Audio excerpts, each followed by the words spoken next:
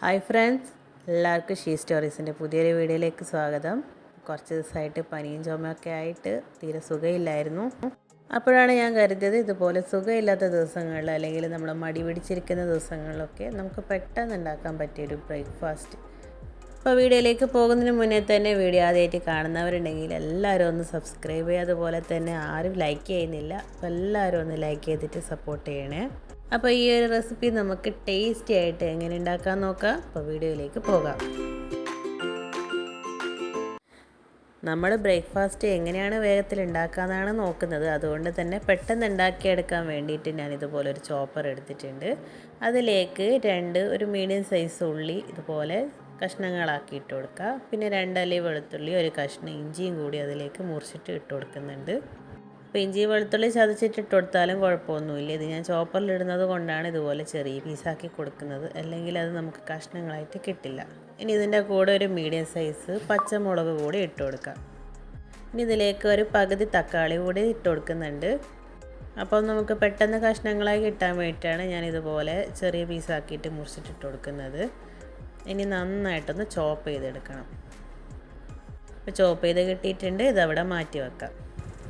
പിന്നെ ഒരു പാൻ എടുത്ത് അടുപ്പത്ത് വെച്ച് അതിലേക്ക് 1 ടേബിൾ സ്പൂൺ വെളിച്ചെണ്ണ ഒഴിച്ച് കൊടുത്തിട്ട് നമ്മൾ ഈ ചോപ്പ് ചെയ്ത് വെച്ചിട്ടുള്ള വെജിറ്റബിൾസൊക്കെ ഇട്ടിട്ട് നന്നായിട്ടൊന്ന് വഴറ്റിയെടുക്കണം. ഇനി ഇതിലേക്ക് അല്പം കറിവേപ്പില കൂടി ചെറുതായിട്ടൊന്ന് കീറിയിട്ട് കൊടുക്കാം.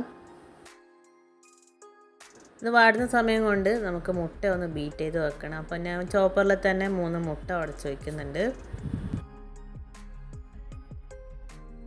ഇനി ഇതിലേക്ക് 1/4 ടീസ്പൂൺ ഉപ്പും 1/4 ടീസ്പൂൺ കുരുമുളക് പൊടിയും കൂടി ഇട്ടിട്ട് ഒന്ന് ബീറ്റ് ചെയ്ത് വെക്കാം.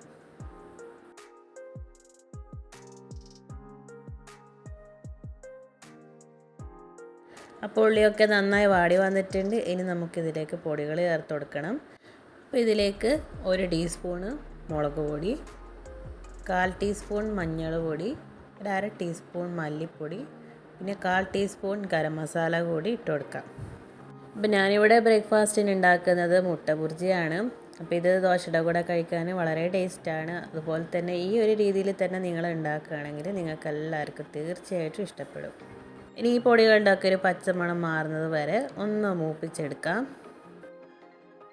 ഇപ്പോൾ നേരത്തെ മുട്ട ബീറ്റ് ചെയ്ത സമയത്ത് നമ്മൾ അല്പം ഉപ്പ് ചേർത്തിരുന്നു. ഇനി ഉള്ളിക്ക് കണക്കായിട്ടുള്ള ഉപ്പ് ഇതിലേക്ക് ഇട്ട് കൊടുക്കാം. ഈ പൊടികളൊക്കെ ഒന്ന് വെന്ത് കിട്ടാൻ വേണ്ടിയിട്ട് ഞാനിതിലേക്ക് അല്പം ചൂടുവെള്ളം ഒഴിച്ചു കൊടുക്കുന്നുണ്ട്. അപ്പോൾ നമ്മളിത് മുട്ട വറുത്ത് കഴിയുമ്പം ഇതിൻ്റെ ഒരു പച്ചമണം മാറാൻ വേണ്ടിയിട്ടാണ് ഇതുപോലെ ചെയ്യുന്നത്. ഇനി വെള്ളം വറ്റുന്നത് വരെ ഒന്ന് നമുക്ക് കുക്ക് ചെയ്തെടുക്കാം. അപ്പോൾ ഇതിലുള്ള വെള്ളമൊക്കെ വറ്റി വന്നിട്ടുണ്ട്. ഇനി ഇതിലേക്ക് ഒരു 1/4 കപ്പ് തേങ്ങ ചിരകിയതിട്ട് കൊടുക്കുന്നുണ്ട്. അതും കൂടി ഇട്ടിട്ട് ഒന്ന് മിക്സ് ചെയ്തെടുക്കാം.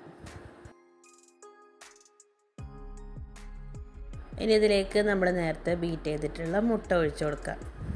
അപ്പോൾ ആളുകളുടെ എണ്ണ അനുസരിച്ചിട്ട് നമുക്ക് മുട്ടയുടെ എണ്ണവും അതുപോലെ തന്നെ ഇതിൽ ചേർക്കുന്ന ഉള്ളിയുടെ തേങ്ങയുടെ ഒക്കെ അളവ് കൂട്ടിയെടുക്കാം. ഇനി എല്ലാം കൂടെ നന്നായിട്ടൊന്ന് മിക്സ് ചെയ്തെടുക്കാം.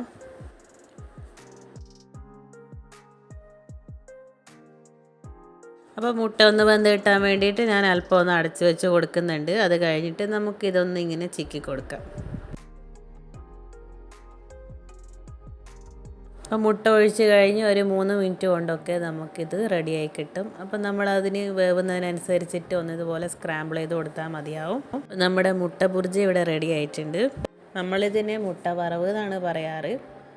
അപ്പോൾ ഈ ഒരു രീതിയിൽ നിങ്ങൾ തീർച്ചയായിട്ടും ഉണ്ടാക്കി നോക്കുക, നിങ്ങൾക്ക് എല്ലാവർക്കും ഇഷ്ടപ്പെടും. അതുപോലെ തന്നെ കുട്ടികൾക്കൊക്കെ ലഞ്ചിന് കൊടുക്കാൻ പറ്റിയൊരു ഐറ്റം കൂടിയാണിത്. നമ്മൾ ചില സമയത്ത് രാവിലെയോ അല്ലെങ്കിൽ രാത്രിയോ ഇതുപോലെ ഗോതമ്പ് ദോശയുടെ കൂടെ അല്ല അരിദോശയുടെ കൂടെ ചപ്പാത്തിയുടെ കൂടെ ഒക്കെ കഴിക്കാറുണ്ട്. അപ്പം നല്ല രുചിയാണ്. അപ്പോൾ നമുക്കൊന്ന് സിമ്പിളായിട്ട് ഗോതമ്പ് ദോശ കൂടി ഉണ്ടാക്കുന്നതൊന്ന് നോക്കാം. ഇപ്പോൾ ഗോതമ്പ് ദോശയ്ക്ക് വേണ്ടി 1/2 കപ്പ് മൈദയും 1/2 കപ്പ് ആട്ടപ്പൊടി എടുത്തിട്ടുണ്ട്. ഇനി ഇതിലേക്ക് ആവശ്യത്തിനുള്ള ഉപ്പ് ഇട്ടിട്ട് കുറേശ്ശെയായിട്ട് വെള്ളം ഒഴിച്ചിട്ട് നന്നായിട്ടൊന്ന് മിക്സ് ചെയ്തെടുക്കണം. ഇപ്പോൾ കുറേശ്ശായി വെള്ളം ഒഴിച്ച് കട്ടയൊന്നുമില്ലാതെ നല്ലൊരു ലൂസ് കൺസിസ്റ്റൻസിയിൽ നമുക്കിത് മിക്സ് ചെയ്തെടുക്കാം. മൈദയും ആട്ടയും മിക്സ് ചെയ്യുന്നത് കൊണ്ട് തന്നെ നല്ല ക്രിസ്പി ആയിട്ട് അതുപോലെ നല്ല ടേസ്റ്റിയാണ് ഈ ഒരു ദോശ കഴിക്കാനായിട്ട്.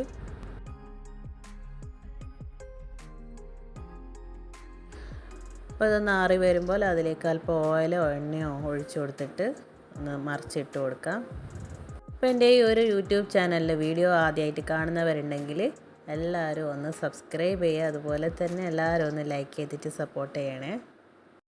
അപ്പോൾ എൻ്റെ ഒരു യൂട്യൂബ് ചാനലിൽ ഞാൻ ഇതിന് മുന്നേ ഒരുപാട് നല്ല നല്ല റെസിപ്പീസൊക്കെ അപ്ലോഡ് ചെയ്തിട്ടുണ്ട്. അപ്പോൾ ഇതുവരെ കാണാത്തവരുണ്ടെങ്കിൽ അത് കൂടി ഒന്ന് കാണാൻ വേണ്ടി ശ്രമിക്കാം.